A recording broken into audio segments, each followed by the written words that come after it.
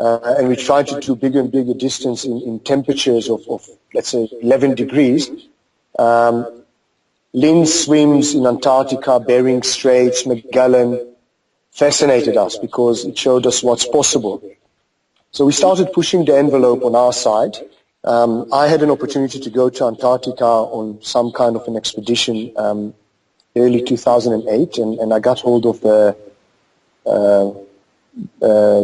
polar explorer, who's a very good friend of mine now, Patrick Woodhead, and I said, I'm definitely coming for the expedition, but is there any chance I can do a swim somewhere there in Antarctica? And please don't, I am certified med, so don't, it's not a joke. So he loved it. Took us about 12 months logistically to find how we're going to do the swim, and then we found a few frozen lakes next to the base camp of the expedition. I trained quite a lot for Antarctica, but I had no idea. I've never been in water 1 degree before. Got to Antarctica. I think the second day we walked around the camp. There's the glacier there, and there's the frozen lake, so we broke the ice. It's quite thin, and I dived in as close to 0 degrees of fresh water, and I did about 6 minutes, 6.5, and I was very relieved that I didn't get a heart attack, so that means that I can swim longer. Yeah. And then we, Antarctica is a desert, basically, ice desert, and we hiked for about 3 hours to the Indian scientific station to look for a doctor. The lake that I planned to swim next to the Indian scientific station, found on Google Earth, was frozen, seriously frozen. It's not something you could have broken with stone. So they recommended another lake that they said that's probably the only lake in Antarctica which is end of summer, possibly defrosted. It's about an hour and a half hike on rocks and ice mostly.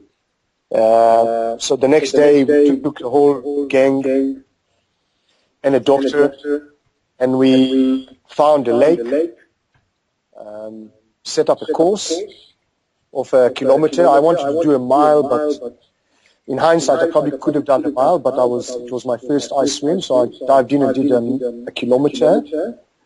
It was quite long, it took me 22 minutes because I had a rope attached to my waist, about 30-meter rope dragging behind me, so it was slowing me down just in case I pass out. They can reel me in. We didn't have a boat or anything, and there weren't any volunteers to dive into the water and rescue me in case something happened. So that was the first one, and I think it was great. And how did you feel when you discovered? Sorry about that. How did you feel when you dove in the water? I mean, how did 1 degree? I mean, you're swimming in ice water. I mean, how did your body? Did your teeth hurt? Did your head hurt? Did your body hurt? Can you explain that?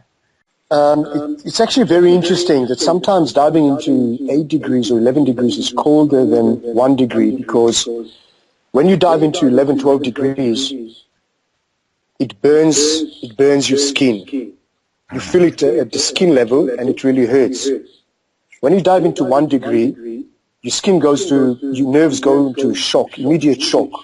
So you almost don't feel anything. It is a shock for a couple of minutes. It's a real shock, but you go numb very quickly, and you don't really feel much cold on the surface. It's like, if you probably stick a needle in my arm, after a minute, I won't feel a thing. No, you have the nerves basically gone to sleep on your on the skin surface and everything. What you feel like you're diving into a solution. The water feels very thick. Because of the cold, everything feels like you feel a huge pressure on the muscle, on the breathing. It's not easy to breathe. So the water actually feels like like you're swimming in a, we call it a slush puppy here in South Africa. It's like one of these slushy ice dreams. You truly feel like you're swimming in, not in water, in some kind of a solution. Breathing is very difficult, and I'm also asthmatic, so I'm very nervous of sort of hyperventilating. So you have to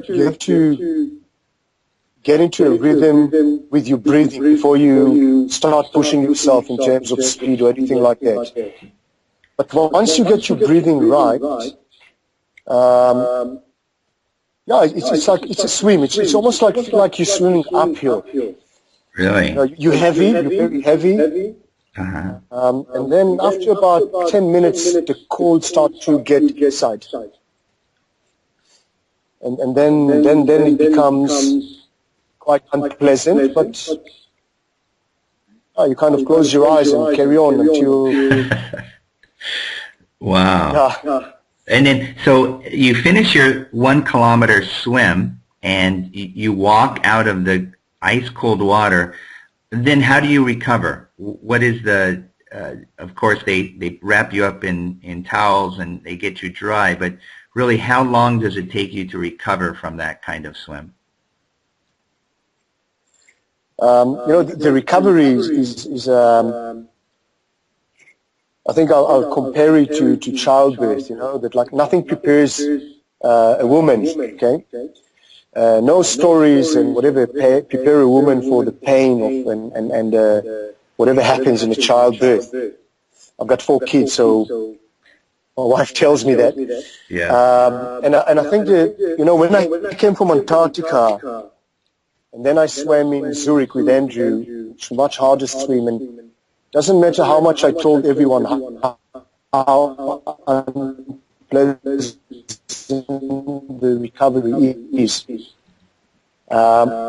When 6 of us swam in Fraserburg a few months ago, or actually in July, 3 out of the 6 described the recovery. They said, I thought I was going to die. I was holding the doctor and nurse's hand. The recovery is very unpleasant. Your core body temperature continues to drop, but you're not warming, you're not generating energy anymore. Okay. The mind switches off, which is, me, I'm a great believer that a lot of these things are the power of the mind, and the minute the mind switches off, you drop into a very uncomfortable state of discomfort.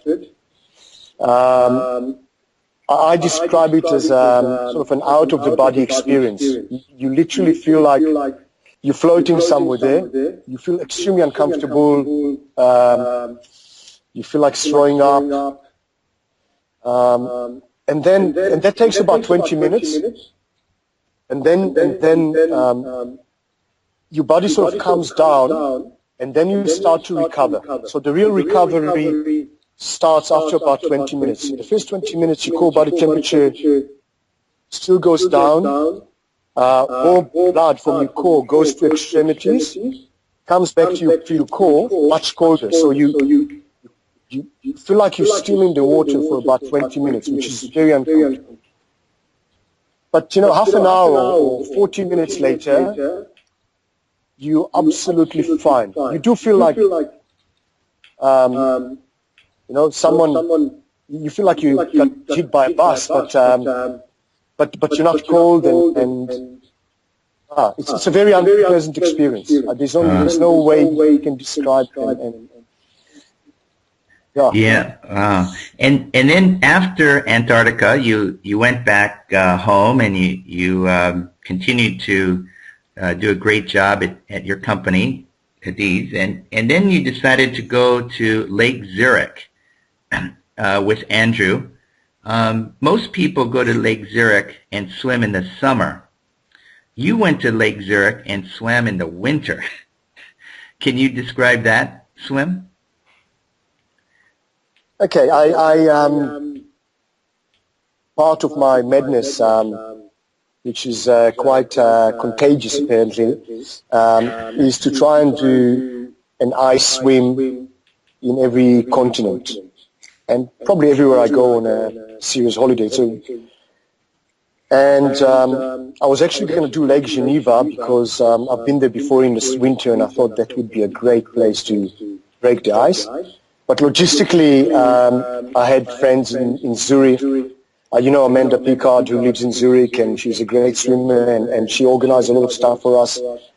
So the decision was Lake Zürich, and I think we planned towards the 31st of January, which historically showed that it should be the coldest time of the year. And the idea is to try and swim in as cold as possible water. And off we went to Zurich. Zurich was a very different experience. I said to Andrew Chin, who's my swimming partner, come, let's go. And he reluctantly joined me and reluctantly swam. But I think that's one of the things that encouraged him to go to Bigel and Magellan is the experience in this icy water. We were going to do 3 kilometer swim. The water was somewhere about 4 degrees, but the problem was that the air temperature was about -7.5. Oh. Because it's winter, there's no sun, and so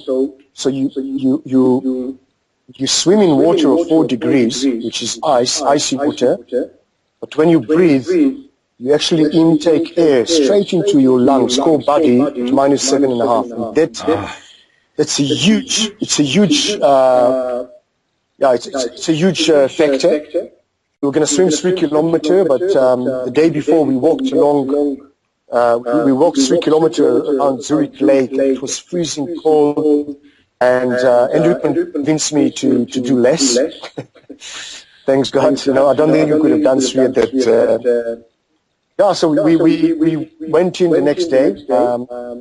It was about 2.2 kilometers. Andrew, I think mentally wanted to do about 1 kilometer. So when he did 1 kilometer and hit the brick wall, he said, "I'm out of here." I decided, there were 2 TV cameras, everything, and I just decided that I can't get out, with these TV cameras, I've got to fix the swim. It was much tougher than Antarctica because of the air temperature. Yeah. And I didn't have any sun. In Antarctica, I had some sun on my deck. In Zurich, there was no sun. It was cloudy, -7.5, and the last 10 minutes of the swim, I don't really remember much aside from looking at the doctor on the boat to tell me to carry on swimming. So I just did what he said, and I finished the job. And I recall seeing photos of you, and you had a huge smile on your face.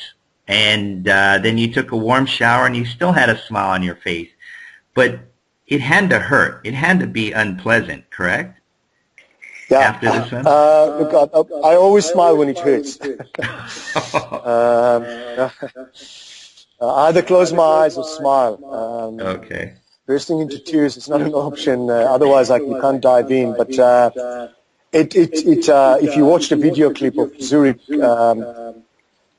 I was completely out when I came out, and I wasn't really sure where I am. I couldn't talk.